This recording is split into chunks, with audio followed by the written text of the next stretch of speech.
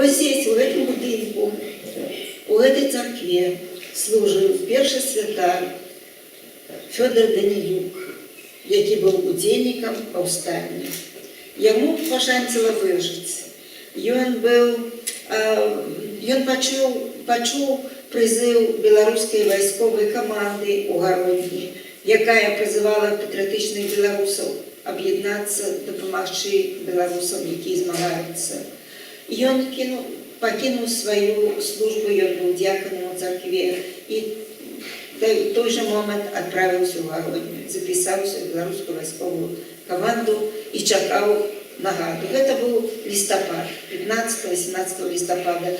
Незадолго прыйшлось чакаць загаду, і уже 19-20 лістапада добровольцы беларускай вайсковай каманды атрымалі приказ двигацца да Слуцку, дзе пачалося паўстанне супроць бальшавіцкай навалы.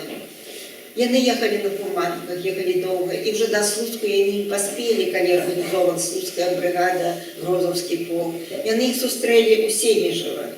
І спадар Фёдор Данілюк, вось яго партрэт стаіць на стале. Ён быў кіраўніком каманды, якая вучыла змагароў змагацца, не хапала зброі, но яны змагаліся. Яны удзельнічалі у стычках з вайскоўцамі, з савецкімі бальшавікамі. Но навала была такая цяжкая, што ім прыйшлося адысці да рэчкі Лань. Рака Лань была на мяжы на мяжы між яна была мяжою між савецкай, расійскай тэрыторыяй і польскай. Яны перайшлі рэчку Лань, шукаючы выратунку у палякаў, але усе яны былі памешчаны ў канцэнтрацыйныя лагеры. Многія з іх, як вы чулі, былі адпраўлены да бальшавікоў, дзе яны загінулі у цяжкіх муках. А Фёдор Данілюк, ён належаў да Польшчы, таму што ён быў польскім подданым, і яго адправілі, опять же, у беларускую каманду, якая была арганізована пры польскім войске.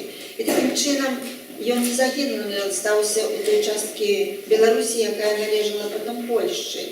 І ўжо ў паваенныя годы ён таксама працягваў служыць дыяканам, потым яго высвяцілі на святара.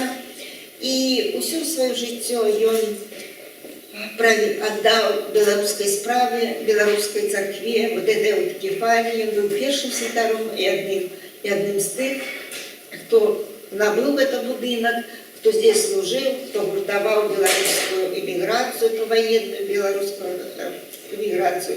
І яму, і такім людзям мы павінны быць удзячны. Вы бачыце, як праз годы, праз лёсы людзей мы сутыкаемся з тым. Я не ведала гаспадара Фёдора Данілюка, но яго сын працягваў яго справу. Ён не быў святаром, но ён быў вельмі пазнаны ў беларускай справе, беларускай рэлігійнай справе. Много год, калі не было сувязі з краінай Беларусю, яны трымалі гэты будынак, гэту царкву, не было притока новых сіл. І толькі вось цяпер, калі моладзь стала прыязджаць, опять пачалося, адрадзілася новае жыццё. Адрадзілася яно таму, што такія людзі, як Фёдор Данілюк, яго сын Барыс Данілюк, захавалі да нас гэты будынак, гэту царкву і заставілі адчуць нас, які патрыёт павінны быць.